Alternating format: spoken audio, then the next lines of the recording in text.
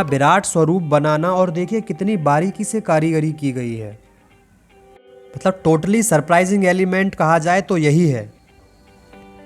शेषनाग की कुशनिंग देखिए जिस पर भगवान विष्णु लेटे हैं। नमस्कार, मैं आप सभी का दोस्त एंड होस्ट राजेश चौरसिया आज आपको 1600 से 1700 साल पुरानी एक आर्कोलॉजिकल साइट पर लाया हूं। यह site archaeological department of India द्वारा संरक्षित है।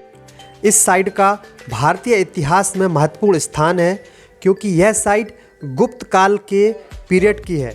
और मेरे पीछे आप देख पा रहे हैं कितना खूबसूरत प्राकृतिक वातावरण है।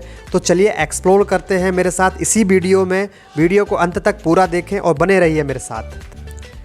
दोस्तों, माना जाता है कि भारत में मंदिर परंपरा की शुरुआत गुप्त काल की इन्हीं उदयगिरी की गुफाओं से हुई है। तो चलिए पूरा एक्सप्लोर करते हैं उदयगिरी को। फाइनली हम पहुंच चुके हैं प्रसिद्ध उदयगिरी की गुफाओं में। इसका पार्किंग स्थल है और सामने ही आप छोटा सा प्यारा सा काउंटर देख रहे हैं। इस काउंटर से हमको टिकट परचेस करना होगा। देखते हैं अडल्ट के लिए चार्जेस क्या होता है और फिर आपको बताते हैं। तो टिकट परचेस करके हम अभी एंट्री गेट पर आ चुके हैं और यहाँ पर साइन बोर्ड है जहाँ पर डू और डोंट्स मेंशन है।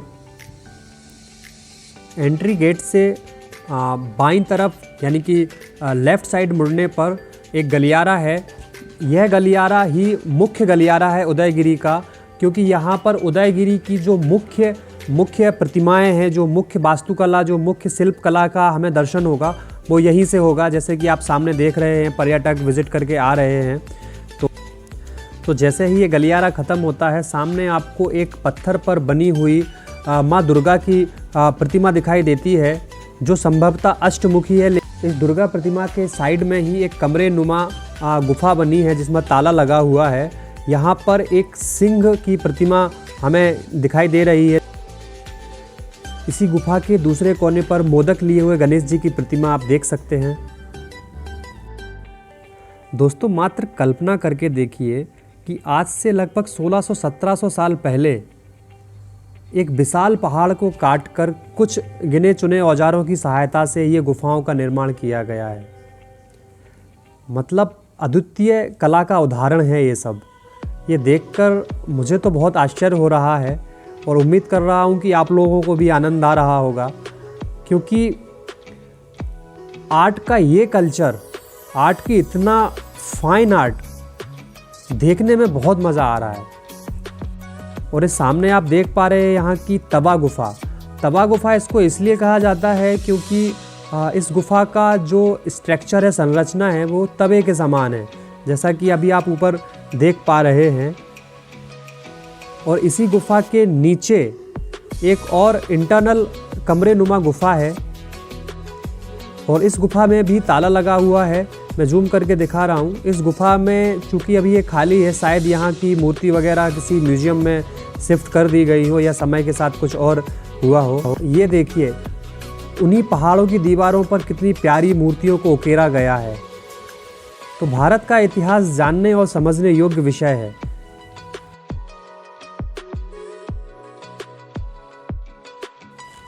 तो हम धीरे धीरे आगे बढ़ रहे हैं उदयगिरी को एक्सप्लोर करते हुए। और इस सामने आप देख पा रहे हैं बहुत ही छोटी सी गुफा, और आप यकीन कीजिए कि ये 1700 वर्ष पुरानी हमारी धरोहर है। ये छोटी छोटी मूर्तियाँ समय के साथ इनकी स्पष्टता तो थोड़ा कम हुई है, लेकिन पास से देखने पर आपको महसूस होगा कि उस समय का आर्ट कितना ज़बरदस्त और कितना फाइन रहा होगा। उदयगिरी में 20 गुफाएँ हैं, जिसमें से 18 गुफाएँ हिंदू धर्म को समर्पित है और पहली तथा 20वीं गुफा भगवान पार्श्वनाथ, जो कि जैन धर्म के 23वें तीर्थंकर हैं, उनको समर्पित है। ये सामने आप देख पा रहे हैं महिषासुर मर्दिनी की प्रतिमा, गुफा नंबर 6।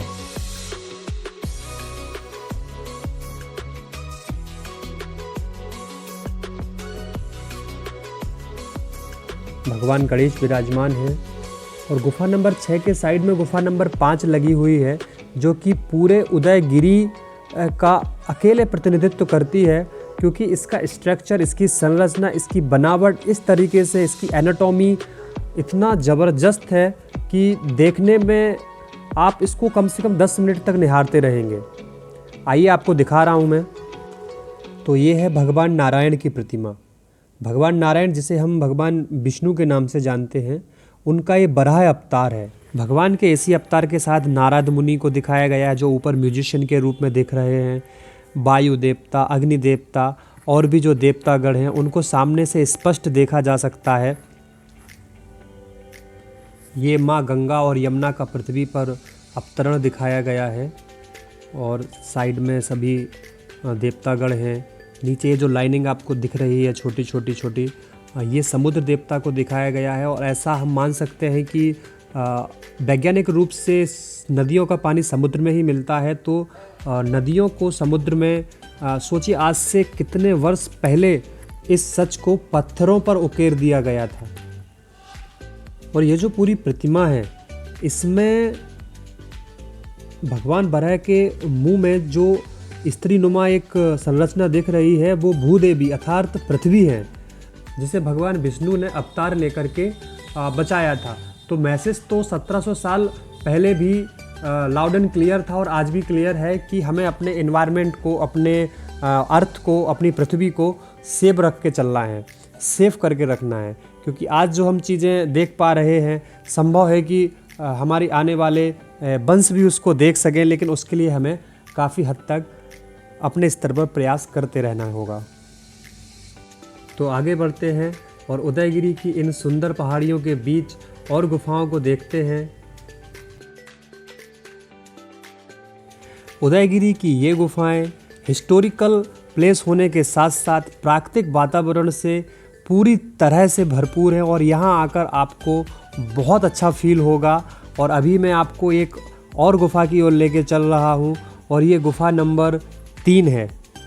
गुफा नंबर 3 भगवान शिव के सबसे बड़े पुत्र भगवान कार्तिकेय को समर्पित है और इस गुफा के अंदर भगवान कार्तिकेय की एक प्रतिमा विराजमान है, जिसे आप सभी को मैं दिखा रहा हूँ।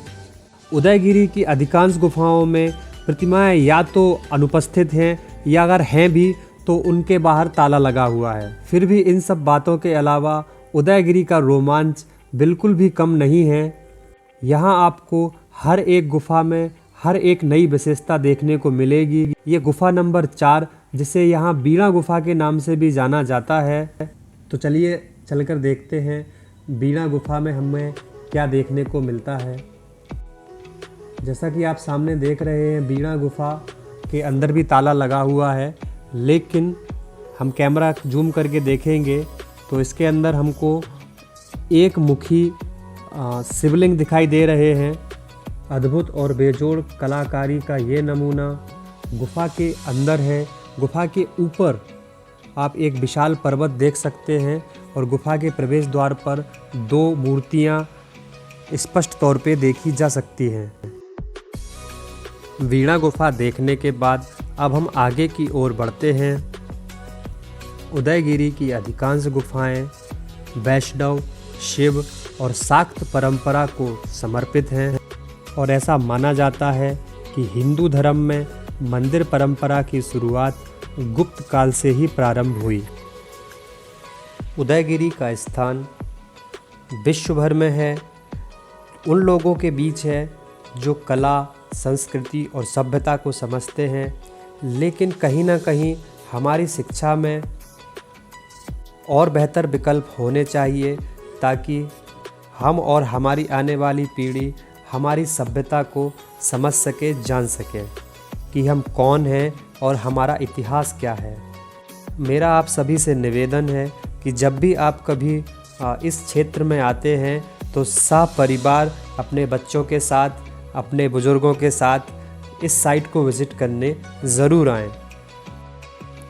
गुफा नंबर 8 से गुफा नंबर 12 तक का रास्ता एक गलीनुमा संरचना है, जिस पर तरह तरह के देवी देवताओं की मूर्तियों को सजाकर रखा गया है, जो कि देखने और जानने योग्य विषय है।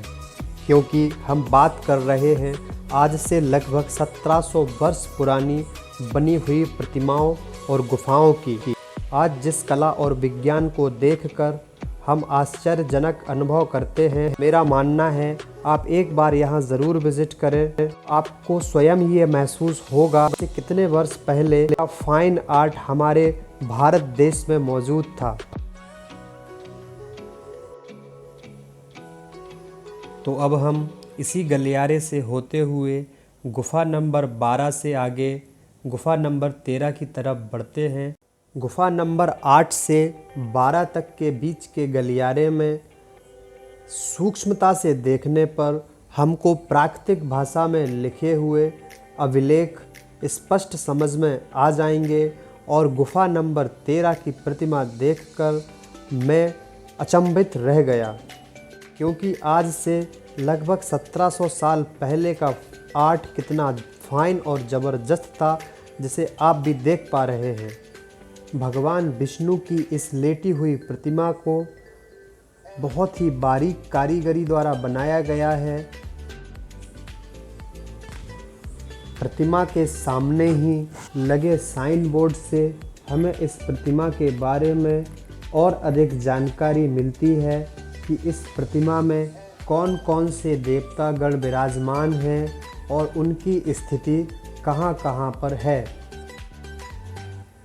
साइन बोर्ड से लगे हुए पहाड़ की दीवारों पर स्पष्ट रूप से उस समय के अभिलेखों को देखा जा सकता है। संभवतः यह उस समय की प्राकृतिक भाषा रही होगी। पत्थरों और चट्टानों पर उकेरे गए यह शब्द ऐसा माना जा सकता है कि उस समय के शिलालेख या शासन आदेश रहे होंगे, जो सामान्य आम जनता के लिए दिशा निर्देश देने का कार्य करते होंगे। शिलाओं पर उकेरे गए इन आकृतियों और अभिलेखों के बीच ही मेरा ध्यान पुनः गुफ़ा नंबर 13 पर चला गया, क्योंकि इस गुफ़ा की बनावट इतनी शोभनीय है कि इसे बार बार देखने का मन निश्चित तौर पर आपका भी करेगा। कला के इस अद्वितीय उदाहरण को देखने पर मुझे ये एहसास हुआ, शेषनाग का 3D व्यू उस ज़माने में सोच लिया गया। जैसा कि आप वीडियो में देख ही पा रहे हैं, शेषनाग के 3 पॉइंट मुंह हमको दिख रहे हैं और 2 ऑब्वियसली पीछे होंगे। विष्णु भगवान का मुकुट भी सामने दिख रहा है, सामने माला डाले हुए दिख रहे हैं। शेषनाग की प्रॉपर एकदम बेड टाइप से कुशनिंग की गई है, देखिए। और ये चंद्रगुप्त विक्रमादित्य द्वितीय उनकी सेवा में जो गुप्त काल के राजा थे लगे हुए हैं। पैर के पास विष्णु जी की एकदम प्रॉपर लेटे हुए दिखाया गया है। गुफा नंबर 13 के साइड में ही कुछ प्राचीन और भी मूर्तियाँ, जैसे कि ये नरसिंह भगवान की मूर्ति आप देख पा रहे हैं, हमको स्पष्ट समझ में आ रही है। ये सभी पहाड़ पर उकेरी गई प्रतिमाएं हैं। आर्कोलॉजिकल डिपार्टमेंट ऑफ इंडिया द्वारा संरक्षित उदयगिरी की इन गुफाओं में पर्यटकों के लिए सामान्य तौर पर सभी सुविधाओं का ध्यान रखा गया है, जैसा कि आप सभी सामने देख ही सकते हैं। तो अब हम आगे की तरफ बढ़ते हैं। यह सीढ़ियाँ उदयगिरी के सबसे ऊंचे स्थान की तरफ जाती हैं। उदयगिरी लगभग 1 किलोमीटर में फैला हुआ एक विशाल पर्वत है, जिसके दोनों ओर गुप्त काल की गुफाएं और मूर्तियां बनी हुई हैं। उदयगिरी की चोटी से संपूर्ण विदिशा का दृश्य बहुत ही मनोरम और स्पष्ट दिखाई देता है। जैसा कि आप सामने देख ही पा रहे हैं, सूरज अपनी लालिमा इन पहाड़ियों पर बिखेर रहा है और मैं यहाँ से अनुभव कर सकता हूँ कि कितना अभूतपूर्व आनंद मुझे महसूस हो रहा है। इन्हीं पहाड़ियों से होते हुए अब हम नीचे की तरफ चलते हैं। नीचे की तरफ जाती हुई यह सीढ़ियाँ आपको पहाड़ के दूसरे सिरे पर निकालेंगी और इन सीढ़ियों के माध्यम से आप उदयगिरी के दूसरे कोने पर पहुंच जाएंगे। उदयगिरी की यात्रा पूर्णतः सुरक्षित है। पहाड़ी एरिया होने के कारण आप यहाँ शूज़ पहनकर आएँ तो और भी अच्छा होगा।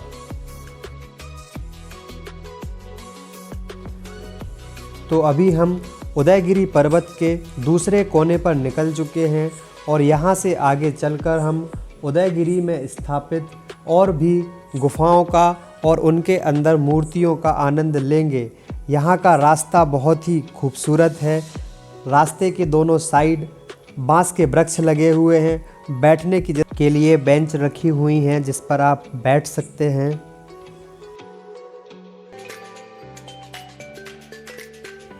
वाओ, कितना प्यारा और अद्भुत नज़ारा है।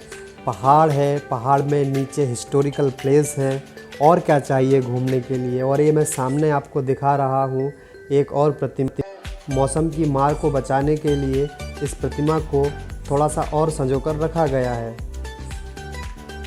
इस प्रतिमा के अंदर हम देखने की कोशिश करेंगे और क्या क्या हमको देखने को मिल रहा है, जैसे कि शिव पार्वती के दर्शन हमको हो रहे हैं।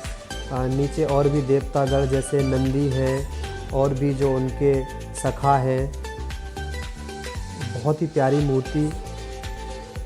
तो दोस्तों आगे बढ़ते हैं हम उदयगिरी के दूसरे कोने पर स्थित और भी गुफाओं को देखने के लिए। इस गुफा का नाम है अमृत गुफा और इस गुफा के बारे में ये कहा जाता है कि इस गुफा के अंदर एक मंडप नुमा आकृति बनी हुई है। बाहर आप देख पा रहे हैं पिलर नुमा संरचनाएं जिस पर शिल्प कला की कुछ प्रतिमाएं बनी हुई हैं। सामने गुफा का एंट्रेंस जिस पर छोटी छोटी बारीक नक्काशी की गई है। बाहर कुछ आई थिंक ये द्वारपाल वगैरह की प्रतिमाएं हैं और ये कुछ नृतिकाएं वगैरह। बहुत ही बारीक मेहराब आप देख सकते हैं, कितना सूक्ष्म कारीगरी शिल्प से की गई है। ये बहुत ज़बरदस्त लग रहा है देखने में। मैं अभी आपको अंदर कैमरे से दिखाऊंगा कि अंदर की स्थिति एक्चुअल में क्या है। तो चलिए देखते हैं। ये देखिए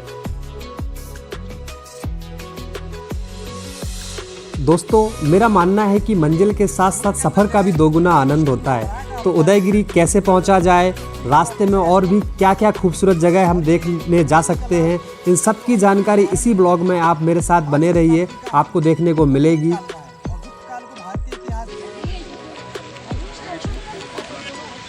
सामने जो आप पहाड़ देख रहे हैं, मुझे ऐसा लग रहा है कि यही उदयगिरी के पहाड़ हैं जहाँ पर गुप्त काल के मूर्ति कला का जो अद्भुत नज़ारा है वो हमें देखने को मिलेगा। तो चलिए चलते हैं, ये मुख्य रास्ता है। सुंदर पहाड़ी दिख रही है, सूरज अपनी लालिमा इन खेतों में बिखेर रहा है।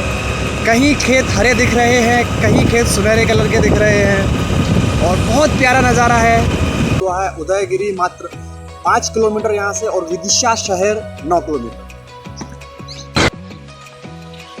दोस्तों, क्या आप सभी ने ओरिजिनली कमल का तालाब देखा है? अगर देखा है तो अच्छी बात है, अगर नहीं देखा है तो मैं आपका दोस्त राजेश चौरसिया आपको दिखा रहा हूँ कमल का तालाब। ये अभी छोटे छोटे पुष्प हैं, थोड़े वक्त बाद ये खिल जाएंगे। तो बहुत ही खूबसूरत पॉन्ड है ये। तो हमारी यात्रा की शुरुआत होती है भोपाल शहर के केंद्र से।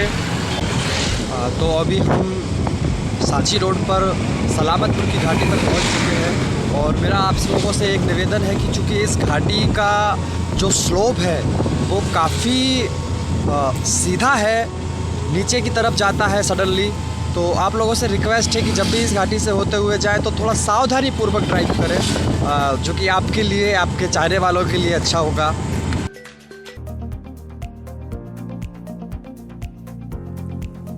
विदिशा शहर से उदयगिरी की दूरी लगभग 10 किलोमीटर है। विदिशा से जब आप उदयगिरी जाएंगे तो रास्ते में ही आपको बेतवा नदी के किनारे एक उद्यान पड़ेगा जहां घूमने आप ज़रूर जा सकते हैं। और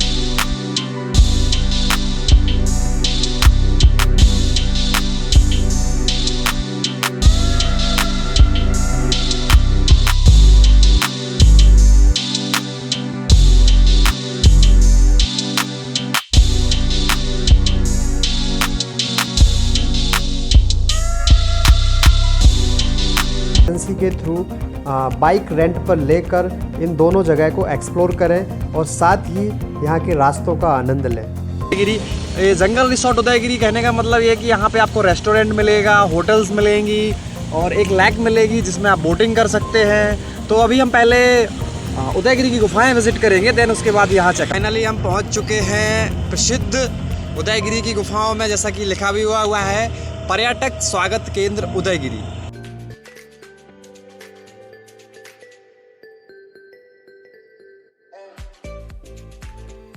उदयगिरी जाने तक का मार्ग काफ़ी खूबसूरत और बहुत अच्छा है। सामने आप उदयगिरी की गुफाएं देख रहे हैं। वीडियो के अंत तक बने रहने के लिए आप सभी का बहुत बहुत थैंक यू। आप सभी को ये वीडियो कैसा लगा कमेंट सेक्शन में मुझे ज़रूर बताएं। फिर से आप लोगों का बहुत बहुत धन्यवाद। अगर आपको वीडियो अच्छा लगा हो तो चैनल को शेयर करें और चैनल को सब्सक्राइब करें। Thank you so much, love you all.